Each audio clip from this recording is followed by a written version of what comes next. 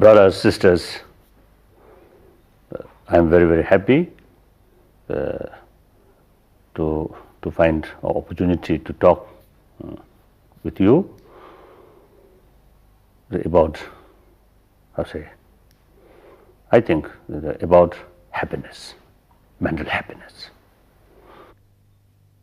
Of course, I always believe the very purpose of our life is happiness. Now, there are two kinds of happiness. One mainly come from physical comfort.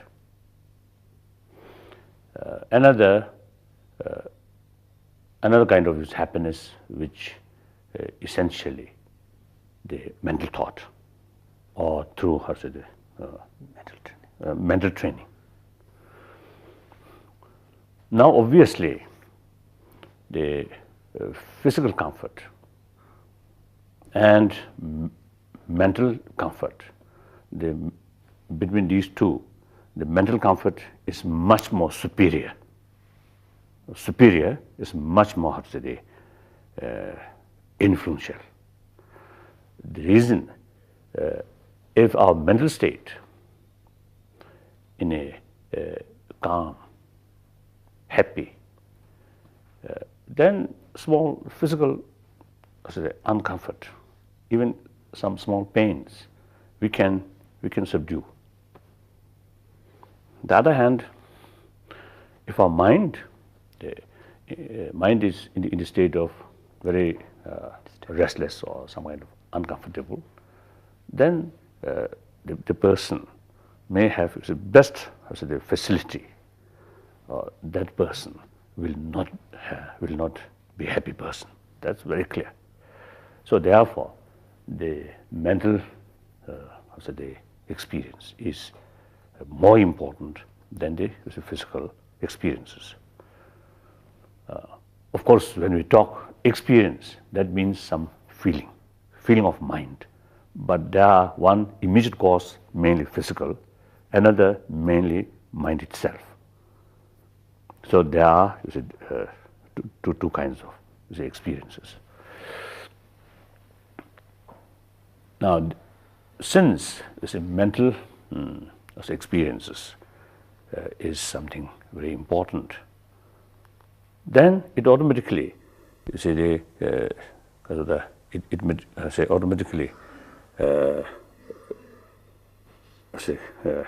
bring one subject, whether we can train, or whether we can there's a physical comfort, the requirement of the physical comfort through certain way of effort, mainly through money, we can acquire the facilities. Now the mental side, whether since the mental experience is something important, then it's automatically bring one I don't know how to say. It bring one curiosity. No, I think curiosity or something. Or whether there is a certain way of training, or a certain way to achieve that mental happiness. So now here, I think human being, human mind, generally speaking, quite smart. So not like other species of mammal, but we only human being. Through centuries, invented certain kind of technique. Using that technique, then shaping our mind. The other animals cannot do that. So that usually we call meditation.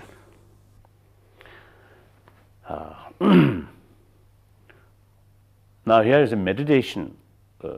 Generally speaking, there are two types of meditation. One, analytical meditation. That is mainly utilize reasons. Another kind of meditation is simply,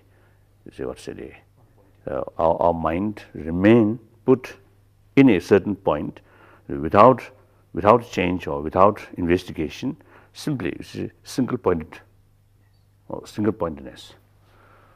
The both cases, the main purpose is our mind come to draw the point where we want to reach. Now, for example, yes. Now, so you see, basically, you see since mental attitude is so important, you see, it's so influential in our daily life. You see, it is the very important element. When we wake up in morning, at that moment our mind feel happy or fresh. If our mood at that moment good, then the rest of the day, generally speaking, even you see face some problem, but because of the morning mental mood is good, so it's some kind of influence will remain there. So you see you can face easier that day. But one day, you see, when we get up, our mood something dull or something, or I think including what's what called nightmare or something very terrible, you see, dream. So when we wake up, you see, our mind a little bit unhappy mood. Then that day, even the slightest something happen, very small things happen. Oh, immediately you may burst. So the mental attitude is very important factor in our daily life. The mental state calm. Then even some negative things happen, bad news or tragic things happen. It may not disturb much. Now I feel usually many people, I think in modern society or the society where people very much concerned about money, about material development, then naturally the sort of tendency or the whole atmosphere is such that people pay very much attention about money, about wealth, and for wealth, the education. Usually, the education also, I think, some kind of oriented towards money. I think we are generally neglecting about the mental, the neglect about taking care about mind. Is too much taking care about external material matters, but not sufficient. Taking care about mind. You are neglecting about basic human value, and neglect about mind. When we talk about love, compassion, human affection, we cannot buy these things from shop, from supermarket. No matter if you have plenty of money, but you can't buy these things. You can't educate. Through experience, through deeper sort of realization, then these things, of course, will come up. So therefore, now certainly, I think many today's problem, I feel, due to lack of basic human, I think due to lack of realization or acceptance of basic human value. Or another word, I think we are lacking proper care about our mental, about our mind or mental thing. So therefore, now meditation becomes important. Meditation is the instrument to make to shaping way, to transform, to shape our mind. According to my own little experience, through meditation, of course, I'm Buddhist monk. I usually describe myself as a simple Buddhist monk. So therefore, according to my own experience, of course, through Buddhist meditation, when I getting older and older, and in some cases the problem become more serious.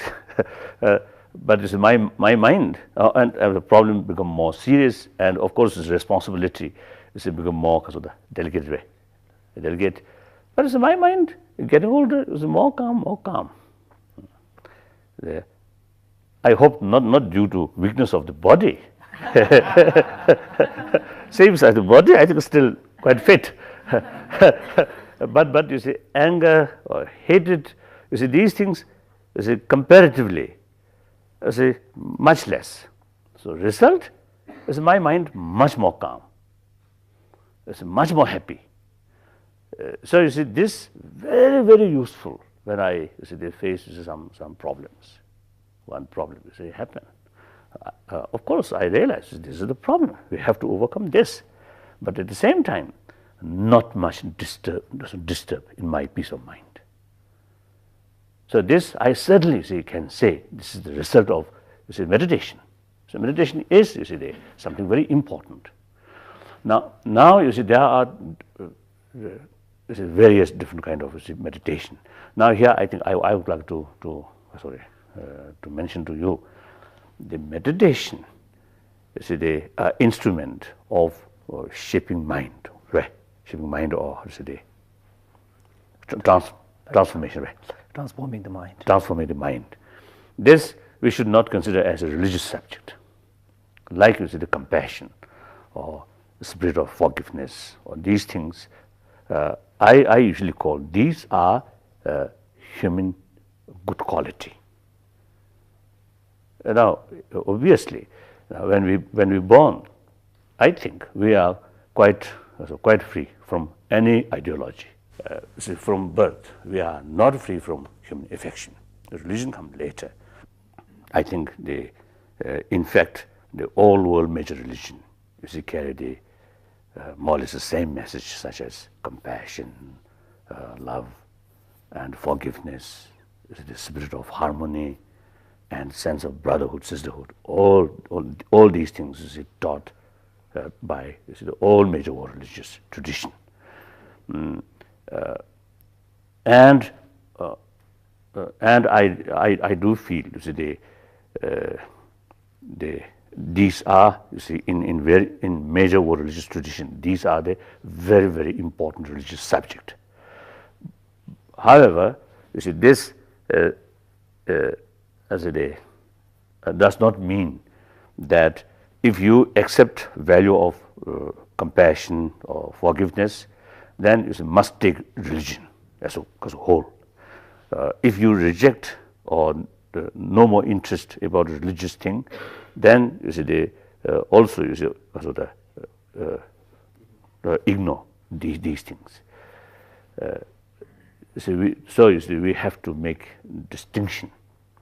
The religious message, the religious subject, or purely religious subject, such as faith, and the basic human good quality. These are two things. So you see, to me, I feel the all major religions simply is strengthening the basic human good quality, nothing else. Without these basic human good quality from birth, if these are not there, the religion cannot work. So religion is simply on the basis of these basic human good quality.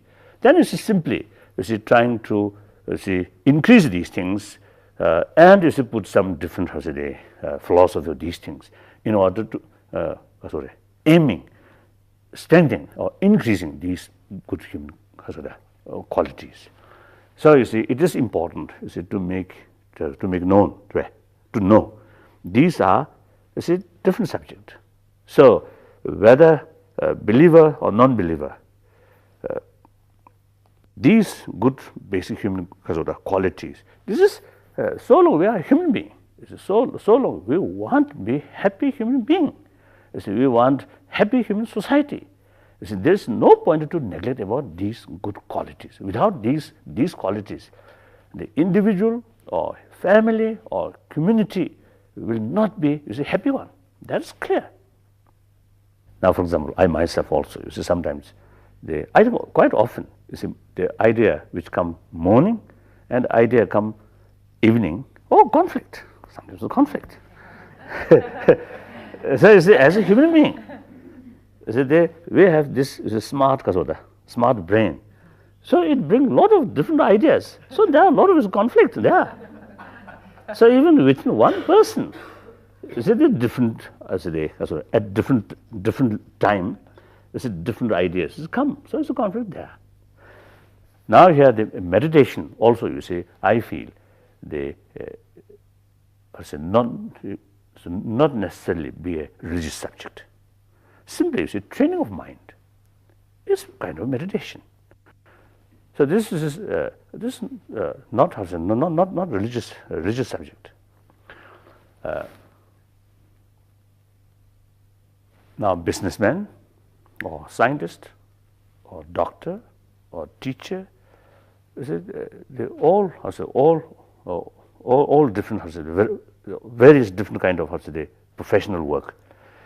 If you say the mind, the person who conduct this field, is their mind more alert, more calm, sharpness. It's very useful in various these fields. So mind is some kind of prime mover. So the training of the mind is every field is in need, very useful. So nowadays how to train our mind. As I mentioned before briefly, you see two kinds. One, analytical meditation. That's, I feel, is more effective. Now, because it's a human intelligence, you see, I don't know the proper word, intelligence, I think, intelligence, or I don't know. Discriminative awareness. Discriminative awareness. Discriminative awareness, but I don't know. So you know, my English, my vocabulary is very poor, and the understanding about the meaning very limited. So sometimes I may use the wrong term. You know, the human intelligence or human discriminative awareness. That's, I think, a very healthy one. I think that's one of the healthiest, I think, point in human mind. So from the Buddhist viewpoint, the skeptical attitude, or skeptical awe, not easily accept, but wait and carry experiment and try to look reasons. Then once you see the reasons, and through experiment you get some experience, then you accept. That is the Buddhist attitude. That is also the scientific approach. So you know, the using reason is very, very essential. Through that way, the real change in the concept, right, take place through reason. Just as a simple, mere single-pointedness mind. At the moment, you may feel less disturbance, but in long run, not much effect on our mind. Analytical meditation is analyze the situation and using reasons and experiment. Then you really develop some kind of genuine conviction. Once the conviction is developed there, then you see whether they believe or you see faith now become very firm. Even you see someone say, "Oh, this is not the case," then still you feel, "Oh, I already experimented. I already and I already analyzed the situation through various factors. Now it becomes clear." So you see the other explanation will not affect easily your mind. Simply, this single-pointed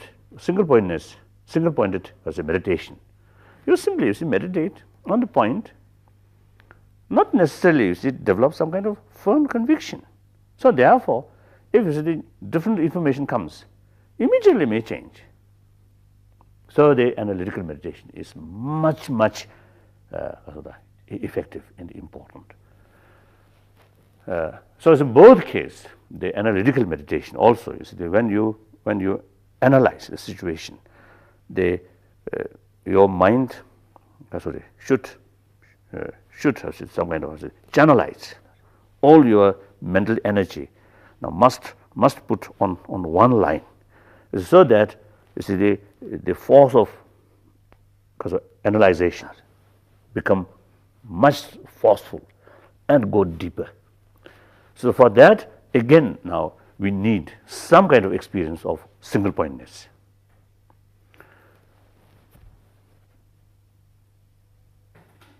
So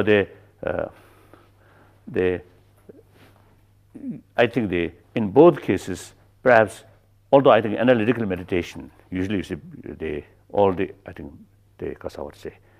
the academic world, of course, this is very much also using. Perhaps here, if we put some effort, or if you have some experience about single pointedness meditation, it enhances. It enhance.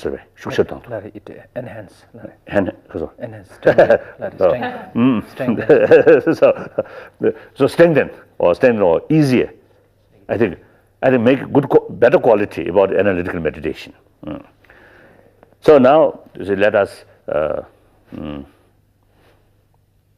also think about the single pointedness of mind.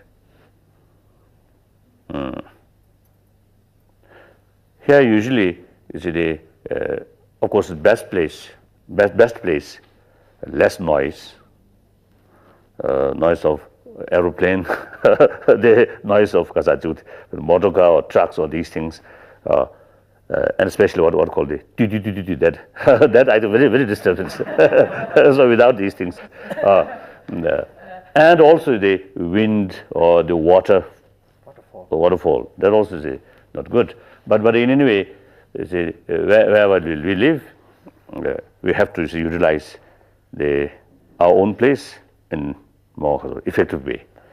So the best thing is early morning, including a truck driver sleeping. So we get up early morning, and then that's I think it's the best period, even in the city. Comparatively, it's less noise, and I think most important is our mind fresh. So you see the mental training means shaping our mind. The shaping our mind through mind itself, not external means.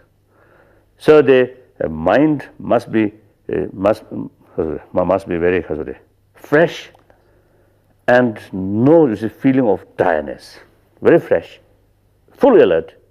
That's the if you utilize that kind of mental state, then it can work. It can work more satisfactorily. Late evening, our mind a little bit dull, a little bit feeling of tiredness, and even you wish to do something, the mind like tired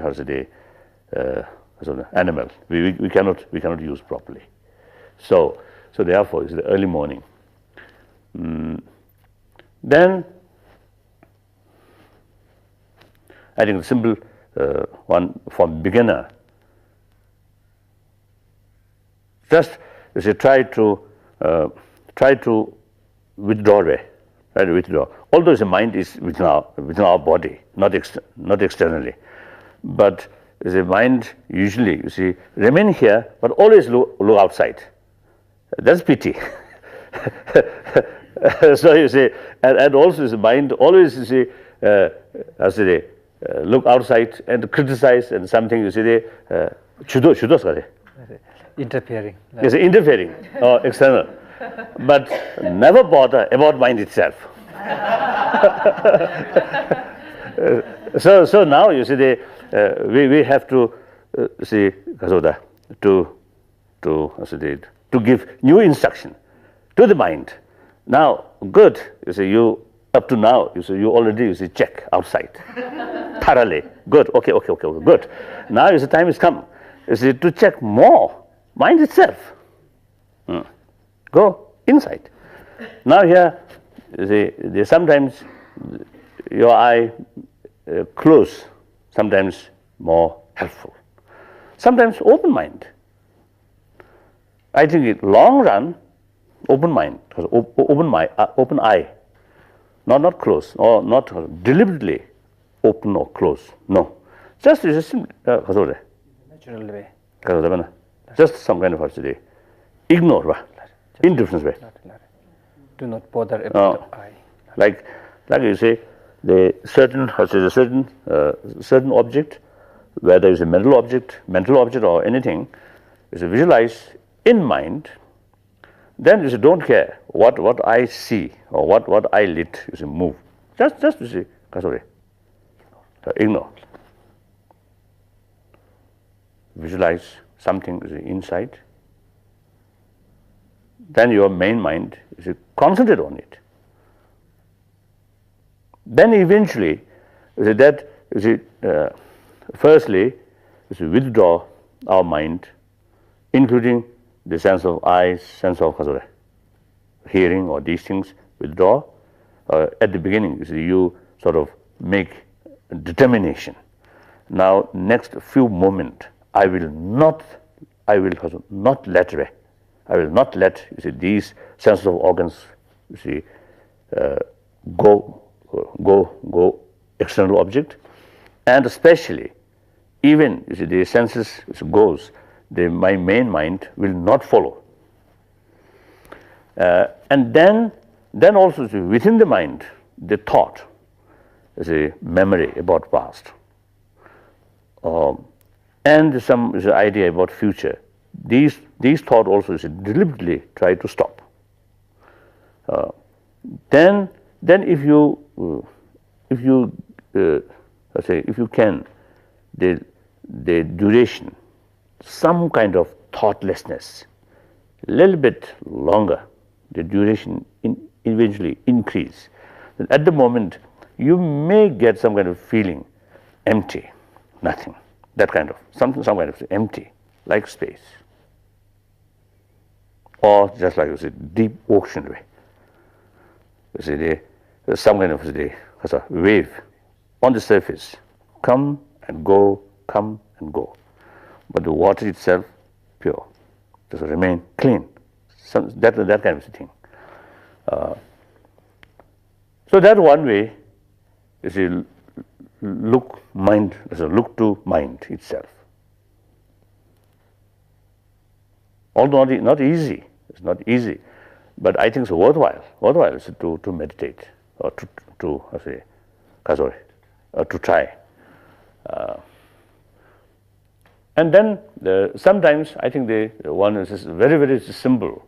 It's just close your eye and do not think nothing else. Right? Do not think anything, and just some kind of complete rest. But this, of course, is not much useful. But for temporary some kind of relief, you may gain. So that's one thing. Then another level, say, is the compassion. Or compassion here means I think I would like to mention about the meaning of genuine compassion.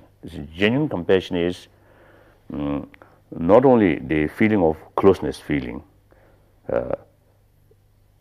and also not develop on the basis of this is my close friend, or this is something good for me. On that basis, is some kind of feeling of concern, feeling of closeness. That's not compassion. That's I think reality, more attachment. Reality. So that kind of feeling is attachment. So the genuine compassion is mainly the realization, basis of the realization that these beings also, just like myself, who want happiness, who also have the right to overcome suffering. On that basis, this is some kind of the spirit of concern, some kind of feeling of concern, feeling of closeness. Now that is genuine compassion. You see that compassion can go towards your enemy. The enemy is one aspect. You see that person or that community creates problem to me, to us. So you see it called enemy. It is true enemy. It is. In reality, it is enemy. It is harming on us. But they're very very personal, very community. You see, from another angle, these also human being. These also sentient being. It's just like myself. They also have the right to overcome suffering. Then you see, on that basis, develop genuine concern, genuine feeling of concern. Now that's the genuine compassion. So the genuine compassion is something unbiased. Our narrow-minded compassion or feeling of love and compassion, that is the biased one. Now, like meditation, meditate on compassion. Now, first, visualize certain. Think some unfortunate people.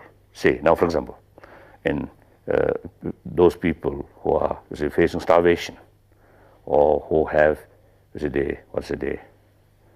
mental defect. So these kind of people, visualize or remember these, and then you develop some kind of genuine feeling of concern about that, feeling of compassion. Then they think more reason. Then you have when some kind of emotion, but this emotion relying emotion based on reason, that is something different. The attachment emotion, no reason. Anger emotion, no. I think the basic nature, no reason, but some kind of spontaneous the emotional feeling. The compassion, this kind of compassion cannot come instantly. Cannot come spontaneously. But analyze, reasoning, making reason, thinking. Then this emotion eventually come. So this kind of emotion is based on reason. Although same kind of emotion, very strong feeling or sense of involvement. Involvement there, but based on reason. So there are different kind of emotion. So they analyze. When you develop some kind of strong feeling, then when you really have that is a strong feeling, then on it meditate. Your whole mind, put or something. Whole mind now is entering in it. So now put there, and without thinking, without any disturbance, just simply meditate on it. That is the something like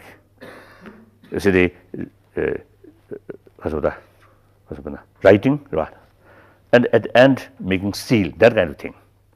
Analyze. Then finally, as a sealing, your mind now determined. I will remain on it. That kind of thing. Then when you are feeling eventually a little bit weaker, then again analyze and try to develop this strong feeling. Then meditate on it. That's the way. That's one way. So then as you go days and weeks and months, our mental attitude eventually will change. The more compassionate is the feeling is developed, then much easier to tackle anger. The hatred or these things, negative emotion, very forceful.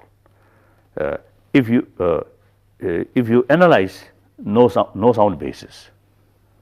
but you see, the moment is very strong. And when you see when at the time of fully developed the negative emotion, they're very difficult to react, to control or to react. So the proper way is the training the compassion, and meantime when you develop more appreciation, feeling of appreciation about compassion, then you will see the negativeness about hatred. How much is it trouble bring by hatred, and including one's own health. You see, constantly anger constantly comes. Then blood pressures, or no more sleep, no more appetite. All these things happen. Even if you're with, even with your dearest friend, you may quarrel. So the anger, I think, international level, or national level, or family level, individual level, bring disaster. So anger sometimes bring some kind of powerful, forceful energy, but that energy I usually describe blind energy. So although some kind of additional energy come due to anger, due to hatred, but that energy is basically blind one. So not sure whether it can be destructive or constructive. So under certain circumstances, we need some kind of countermeasures. Some cases we need countermeasure.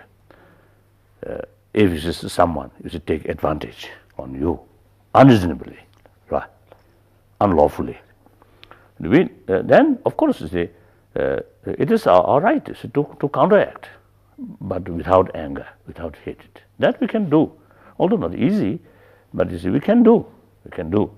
So actually, that countermeasure, which taken by analytical meditation rather than hatred, that countermeasure reality more effective. So these are the way to shaping our mind. Then time goes really. So I mean, this is here. The realization about the negativeness, how harmful, how uselessness or destructive about these negative emotion. One way is some kind of appreciation about this positive mind. Then your whole attitude towards these negative emotion. Now you already you got some kind of caution. So mentally some kind of distance develop. So by itself, eventually these negative emotion will reduce, will not come as often as before. And meantime, the positive emotion increase. That's the way of changing our mind. It's a transformation about our mind. And then the more work on mind itself, analytical meditation and single pointedness meditation, these goes, the sharpness of our mind increase, and also the alertness also increase. So your mind in daily your professional work, you can utilize more effectively, because you can work more effectively because of our mind now in every field. Because of that, once our mind become sharp and alerted, and meantime calm, so all our professional works can be more successful. And then I think the most important result is more compassionate attitude develop. Then some kind of self-confidence will come. It automatically reduces fear. It's more self-confidence, more determination, more willpower.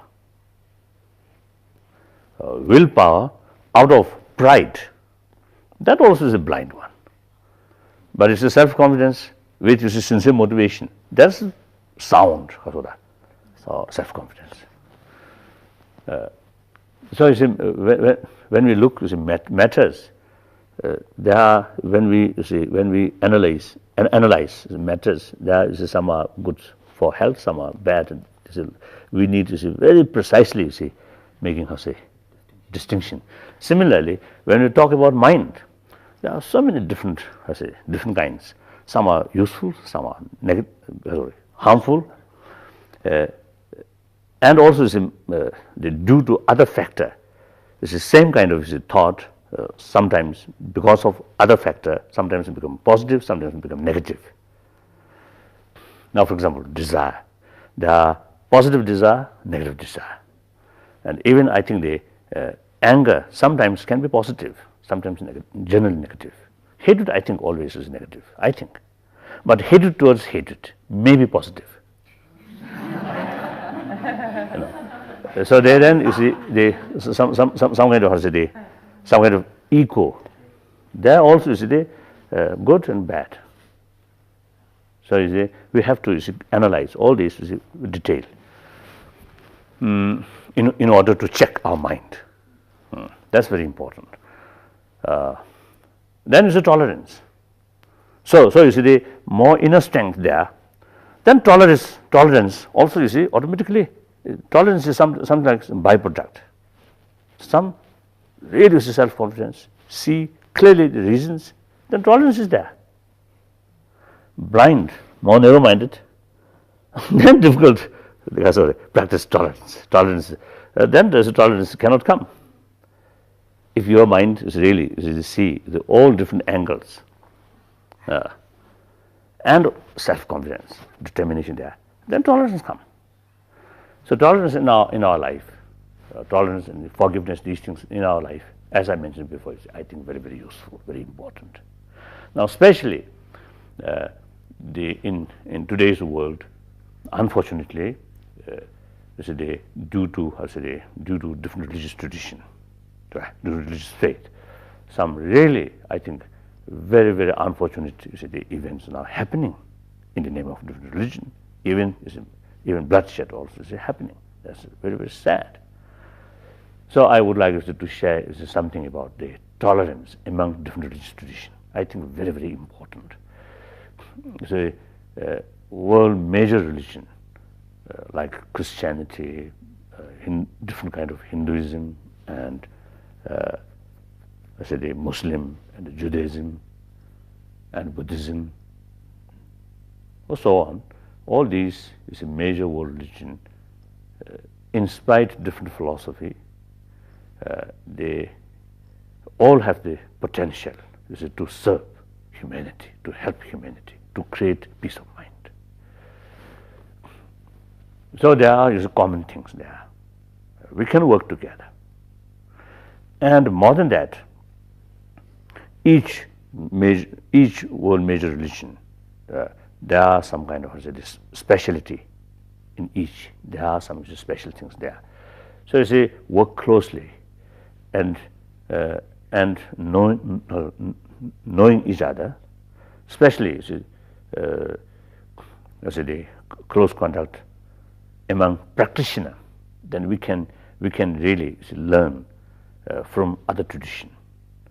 So what's enriching way, enriching one's own tradition or one's own experiences.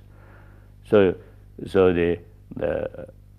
not only the common ground, but if each one have some special unique things there. So you see, we can learn, we can enrich one's own practice from learning from taking from other different traditions. From traditions, different traditions. And another, I think another angle. Simply, in reality, one religion cannot be sufficient for variety of humanity. No matter what that religion is good, it will not satisfy variety of people. Just like dish or food. If we have one restaurant who serving you see, breakfast, lunch, dinner, all time same dish, or this day, next day, whole month, whole year, one dish, nobody come.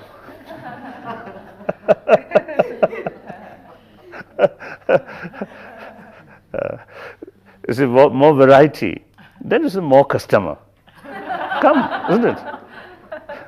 So naturally, it's the human mind. There is so many varieties, so many other different mental disposition. So simply, one religious tradition, you cannot satisfy. That's very clear. And also, all these major world religions now last many centuries, you see, existed on this planet.